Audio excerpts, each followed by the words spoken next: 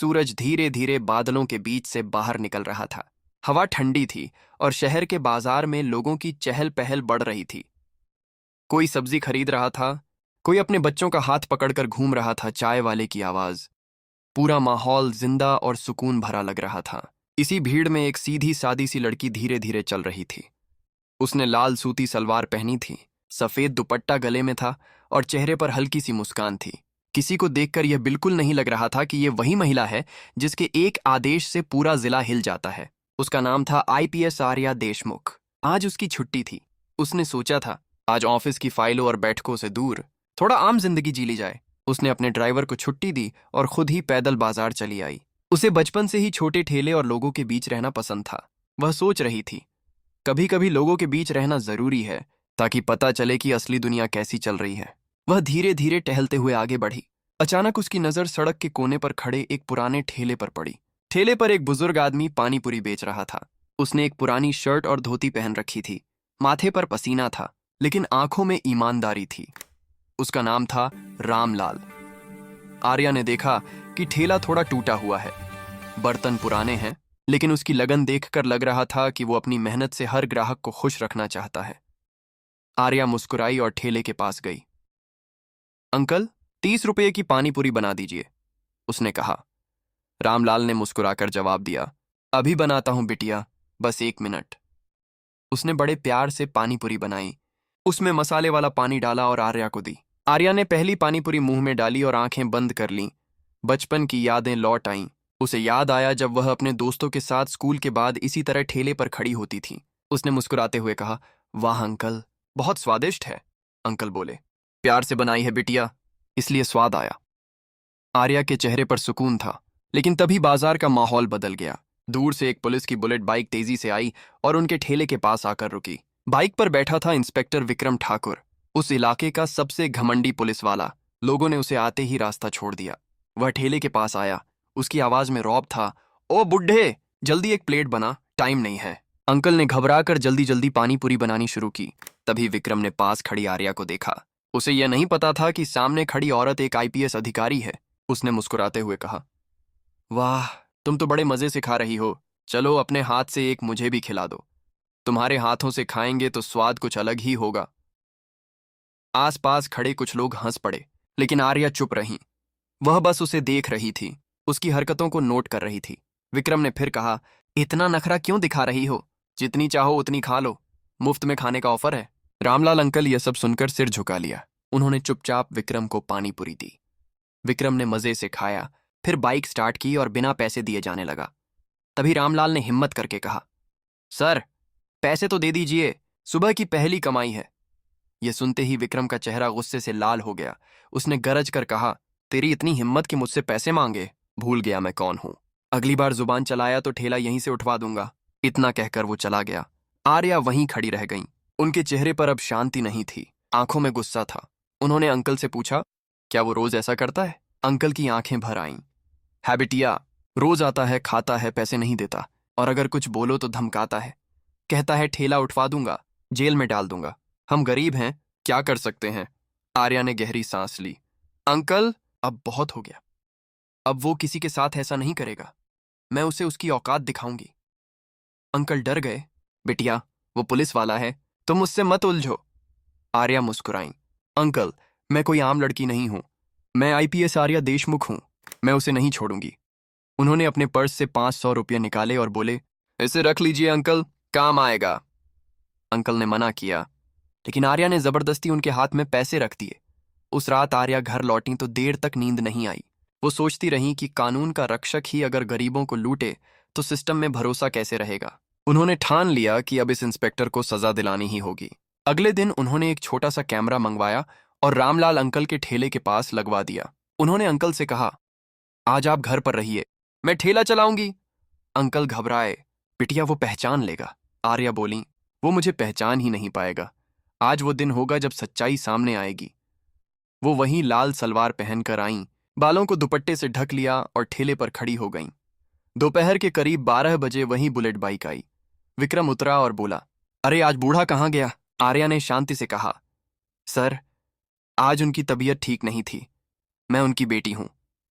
विक्रम मुस्कुराया, अच्छा, बेटी है तू, चल एक प्लेट बना दे और थोड़ा प्यार भी डाल दे। वह हंसा। आर्या ने चुपचाप पानीपुरी बनाई और दी। विक्रम ने 2 पानीपुरी खाई और बोला, तेरे हाथ का तो स्वाद कमाल है, एक और दे दे।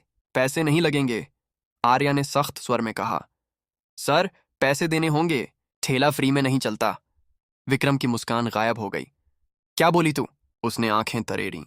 आर्या बोली, सर पैसे दीजिए वरना नहीं मिलेगा। विक्रम भड़क गया।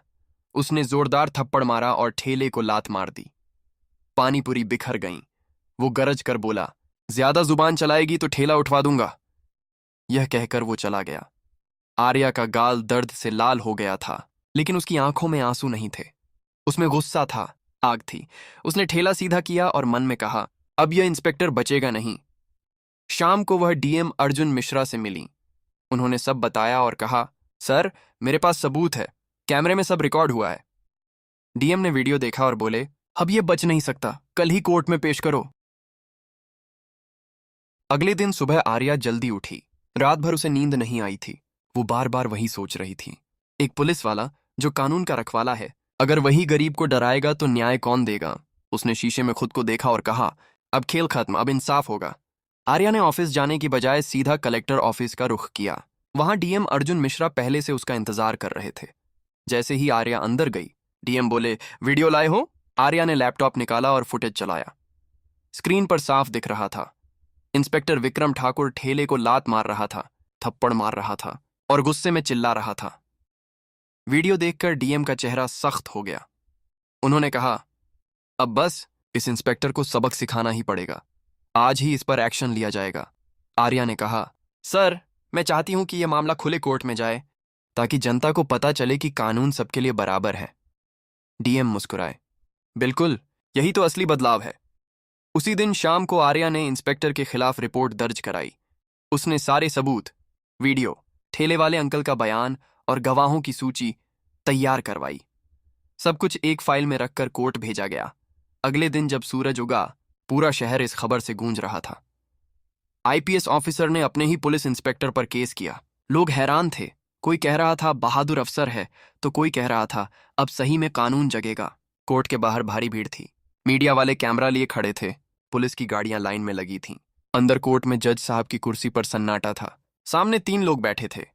एक तरफ आर्या देशमुख और ठेले वाले रामलाल अंकल, दूसरी तरफ सिर झुकाए इंस्पेक्टर विक्रम ठाकुर। जज ने दस्तावेज देखे और बोले, गवाह बुलाइए। सबसे पहले रामलाल अंकल खड़े हुए। उनकी आवाज कांप रही थी, लेकिन सच बोलने की हिम्मत थी। उन्होंने कहा, जज साहब, ये इंस्पेक्टर रोज मेरे ठेले पर आता था, पानीपुरी खाता था, पैसे नहीं देता था। अगर कुछ कहो तो धमकाता था, कहता था ठेला उठवा दूंगा, जेल में डाल दूंगा। कल तो इसने मेरे ठेले को गिरा दिया और इस बिटिया को थप्पड़ मारा। रामलाल की आंखों में आंसू आ गए। कोर्ट में सन्नाटा था। जज ने कहा, अगला गवाह। अब आर्या खड़ी हुई। उनकी आवाज में आत्मविश्वास था। जज साहब, मैं इस जिले की आईपीएस अफसर हूं। इस इंस्पेक्टर ने न केवल गरीब को लूटा, बल्कि कानून की मर्यादा को भी तोड़ा है। इसने एक आम नागरिक को डराया, धमकाया और सार्वजनिक जगह पर हाथ उठाया। यह किसी पुलिस वाले का व्यवहार नहीं हो सकता। जज बोले, आपके पास सबूत हैं? आर्या ने कहा, जी हां मिलॉर्ड। फिर उसने वीडियो कोर्ट में चलाया। स्क्रीन पर सब कुछ साफ दिख रहा था। इंस्पेक्टर का चेहरा, उसका गुस्सा, उसका थप्पड़, ठेले का गिरना और आसपास के लोग। जज ने वीडियो 3 बार चलवाया। मीडिया वाले कैमरा ऑन किए, खड़े थे। पूरा कोर्ट हॉल खामोश था। इंस्पेक्टर विक्रम का चेहरा उतर गया था। वो समझ चुका था कि अब बचना मुश्किल है। फिर उसके वकील ने उठकर कहा, मिलॉर्ड, ये वीडियो एडिट किया गया है। ये सब साजिश है। मेरा मुवक्किल निर्दोष है। जज ने कहा, ठीक है, फॉरेंसिक रिपोर्ट मंगवाइए। रिपोर्ट आई और उसमें साफ लिखा था, वीडियो असली है, किसी तरह की एडिटिंग नहीं हुई। जज ने कठोर स्वर में कहा, तो अब कोई शक नहीं बचा। डीएम अर्जुन मिश्रा खड़े हुए और बोले, मिलॉर्ड, यह मामला सिर्फ एक इंस्पेक्टर का नहीं है। यह उस सोच का मामला है जो कमजोरों को दबाने की कोशिश करती है। अगर ऐसे अफसर को सजा नहीं मिलेगी तो जनता का भरोसा खत्म हो जाएगा। कोर्ट में तालियां बजने लगीं। लोगों की आंखों में उम्मीद की चमक थी।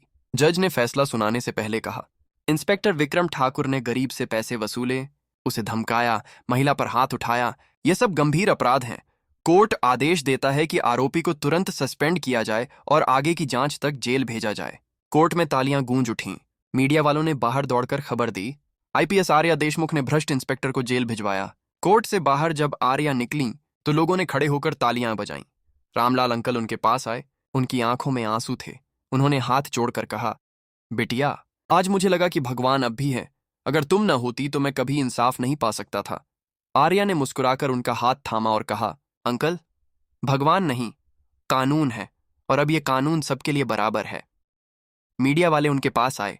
एक रिपोर्टर ने पूछा, मैडम, आपको डर नहीं लगा अपने ही विभाग के खिलाफ खड़े होने में? आर्या बोली, अगर डरते तो ये यूनिफॉर्म पहनने का हक नहीं था। जो गलत है वो गलत है, चाहे वो आम आदमी करे या अफसर। उस दिन से आर्या का नाम पूरे शहर में फैल गया। लोग उन्हें लोगों की अफसर कहने लगे। बच्चे स्कूल में उनके बारे में बात करते और महिलाएं कहती, काश हर अफसर ऐसा होता।